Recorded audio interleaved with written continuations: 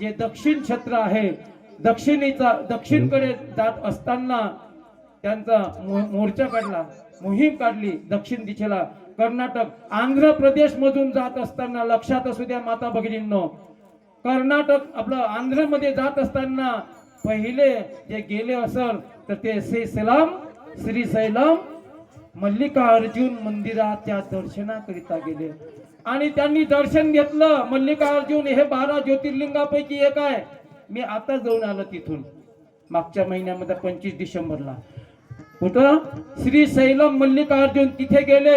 महाराजांनी दर्शन घेतलं. दर्शन घेतल्यानंतर बघितलं इथं घाट, या मंदिर एवढं सुंदर असून याला घाट नाहीत, याला घाट नाहीत. महाराजांनी म्हटलं असतं, आता जर समजा महाराज कोणी असतं तर म्हटलं असतं, हा काय करायचं आहे, दर्शन घेतलं चालले, हे काही माझ्या मतदारसंघामध्ये येत आहे का? नाही ना, मग कशाला बांधायचं, तो येईल तो पाहिल. पण नाही, महाराजांची व्यापक सृष्टी होती, व्यापक दृष्टी होती महाराजांची. म्हणून महाराजांनी एकच म्हटलं, ऑर्डर सोडली आणि सांगितलं सर्वचे सर्वच घाट तिथले बांधून काढले. दादा विठ्ठल विठ्ठल विठ्ठल विठ्ठल विठ्ठल विठ्ठल विठ्ठल विठ्ठल सर्व घाट बांधले. पुन्हा एकदा ते तिथं दर्शनाला गेल्यानंतर तिथं दर्शन घेतलं, पण बाहेर आल्यानंतर उत्तरेकडे बघितलं तर उत्तरेकडचं जे गोपूर होतं ते बांधायचं तसंच होतं. महाराज बाहेर आले, बघितलं उत्तरेकडचं गोपूर बांधायचं आहे. अरे मग हे कसं बांधलं पाहिजे? मग त्या आंध्र मधले जे शेतमजूर आहे त्या कामगारांना एकत्र केलं, बोलावलं आणि सांगितलं का हा हे गोपूर बांधायचं आहे, किती खर्च येईल? महाराज अमका अमका इतका इतका खर्च येईल, चला बोलवा सर्वांना, करा कामाला सुरुवात करा.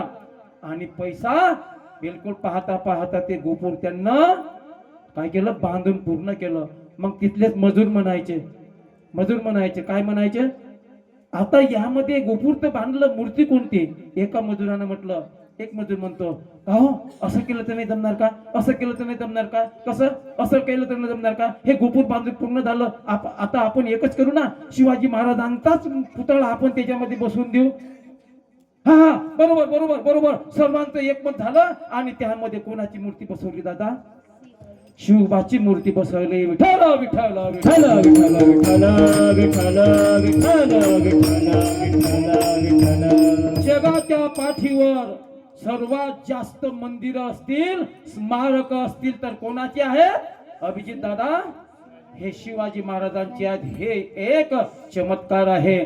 आणि मग आणि तेही हाही चमत्कार आहे, जिवंतपणी ज्याचं स्मारक बांधलं गेलं तो माझा शिवबा आहे. विठ्ठल विठ्ठल विठ्ठल विठ्ठल विठ्ठल विठ्ठल विठ्ठल विठ्ठल विठ्ठल विठ्ठल विठ्ठल. दक्षिणेकडून मोहीम काढलेली आहे, कर्नाटक मध्ये गेले आणि तिथं बेलघाट नावाचं एक ठिकाण आहे, तिथं ठाणा आहे तिथं. आणि त्या ठाण्यामध्ये मल्लमा नावाची जे सावित्रीबाई देसाई उर्फ या नावाची स्त्री, तिचा पती जो होता तो आदिलशहाच्या चाकरीत होता, तो मारला गेला. हे विधवा छोटस मुलगा 2-2.5 वर्षाचा. आणि त्यांना वाटलं त्यामध्ये त्या सरदारांमध्ये दादा नावाचा एक सरदार होता, तो त्यांच्याकडे हे सर्व कामगिरी होती. तो म्हणतोय असं करू ना, इकडचे सर्व आपण राज्य जिंकलेले आहेत, हे एक बेळघाट नावाचं एक राज्य आहे, यामध्ये हे स्त्रीच आहे, आपण याला काय करू, आपण जिंकून घेऊ आणि निघून जाऊ. आणि त्यांनी तसंच केलं. मोजकं सैन्य घेतलं आणि त्या ठाण्यावर हल्ला चढवला. जसे हल्ला चढवला, ती राणी सावित्रीबाई देसाई एवढी चिवट आणि चिकट होती, शौर्याने लढली लढली लढली लढली, एवढी लढली, फार दादाजीचा पराभव केला. दादाजीचा पराभव केला. दादाजी म्हणतोच माझा पराभव केला हे जर कळलं शिवबाला, शिवबा कुठचं ठेवणार नाहीत. मग त्यांनी एकच केलं, जास्तीत जास्त सैन्य घेतलं, पुन्हा स्वारी केली. लढले दादाजी लढले. मग सावित्रीबाईचा पराभव झाला आणि तलवारीच्या धारेवर तिला काय केलं, बंदिस्त केलं. चला काहीच केलं, चला आमच्या राजाकडे नेत असताना दादा 4 पावलं गेल्यानंतर ते मागे परतली. छोटस 2.5 वर्षाचं बाळ तिनं घेतलं दादा जवळ आणि तलवारीच्या धारेवर कैद झालेली माझी सवित्री देसाई निघाली हो आणि आले शिवबा बसून होते. शिवबाजवळ गेल्यानंतर सुरुवातीला ते बाळ होतं, ते बाळ माझ्या शिवबाच्या मांडीवर ठेवलं हो. राजा, अपराधी मी आहे, मी अपराधी आहे, मी पराजित आहे, एक पराजित राणी नाही का. मी तुमची अपराधी आहे ना. त्यानं काय केलं, त्यानं काय केलं, ते छोटासा बाळ, त्यानं अजून दुनिया पाहिली नाही, त्याचं काय, त्याला कसले शिक्षा जी आहे मी भोगायला तयार आहे. राजाच्या मांडीवर जेव्हा बाळ ठेवलं दादा, राजाला तर क्षणभर बोलेन असं झालं. राजा म्हणतो चिटणीसाला असं बघितलं आणि खून केली. चिटणीसानं ती त्यांची स्वीकारली आणि गेल्यानंतर त्या चिटणीसानं वाटीमध्ये दूध आणलं हो. बघा, वाटीमध्ये दूध आणलं आणि त्या छोट्याशा मांडीवर असलेल्या बाळाला चमच्यानं पाजलं हो. सावित्रीबाई पाहत होती आणि हे अंतकरणातून गदगद, राजा, असा राजा, अरे हा कोण आहे? सावित्री, तुला माहिती आहे हा कोण आहे? तुम्हाला माहित आहे का हा माझ्या मांडीवर असलेला कोण आहे? हा हा हा माझा भाचा आहे, हा माझा भाचा आहे, हा माझा भाचा आहे. मग हा माझा भाचा तुम्ही कोण झाला? तुम्ही माझी बहीण, तुम्ही माझी बहीण. बहिणीचं राज्य कोणी हडपत असतं का? कोण हडपतं बहिणीचं राज्य?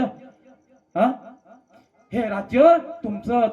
अहो, यांना सांगितलं, चिटणीसाला सांगितलं, सरसेनापतीला सांगितलं, अहो सेनापती, एक करा, हे माझी बहीण, या बहिणीला हे राज्य वापस करा आणि पुन्हा बहिणीला जे देत असतात वर्षातून चोळी बांगडीसाठी काही राज्य जोडून द्या आणि याला दूध भातासाठी या मुलाची दूध भाताची शिदुरी बनवून द्या. असा माझा राजा विठ्ठल विठ्ठल विठ्ठल विठ्ठल विठ्ठल विठ्ठल विठ्ठल विठ्ठल विठ्ठल असा माझा राजा. या राजानं ती मनामध्ये म्हणताय, असा राजा, असा राजा, असा राजा होणे नाही, असा राजा होणे नाही, झाला नाही, होणे नाही. अरे जो शत्रूला शरण देतो असा राजा होणे नाही. आणि यातून हे स्पष्ट झालं. म्हणून शिवबानं ठरवलं आपल्याला स्वराज्य बनवायचं आहे. कोणासाठी? कोणासाठी? रयतेसाठी. का? हे राज्य स्वतःसाठी नाही, हे कोणासाठी? रयतेसाठी. का? कारण राजा होणं महत्वाचं होतं. कारण राजा हा असल्याशिवाय त्याला कारण अधिकार येत नाही.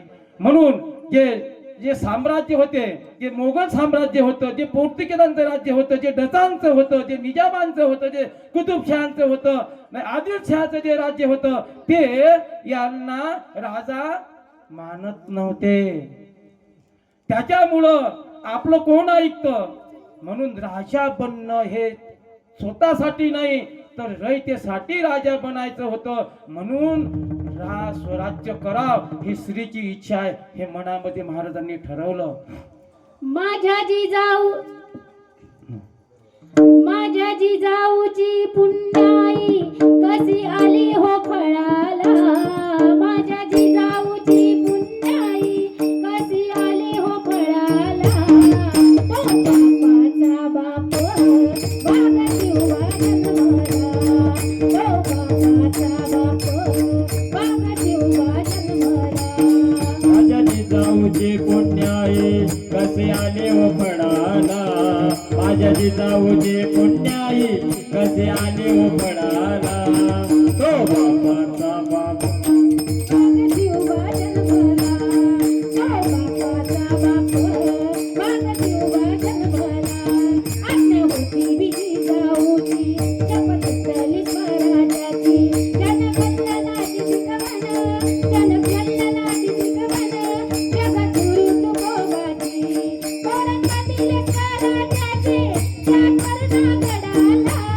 औरंगाबादीले स्वराज्याचे त्या कर्णागडाला. तो बापाचा बाप वाघ शिवबा जन्मला. माझा जीव जन्मला माझ्या जिजाऊची पुण्याई कशी आली हो फळाला माझ्या जिजाऊची पुण्याई कशी आली हो फळाला तो बापाचा बाप माझा जीव जन्मला तो बापाचा बाप माझा जीव जन्मला तो बापाचा बाप माझा जीव जन्मला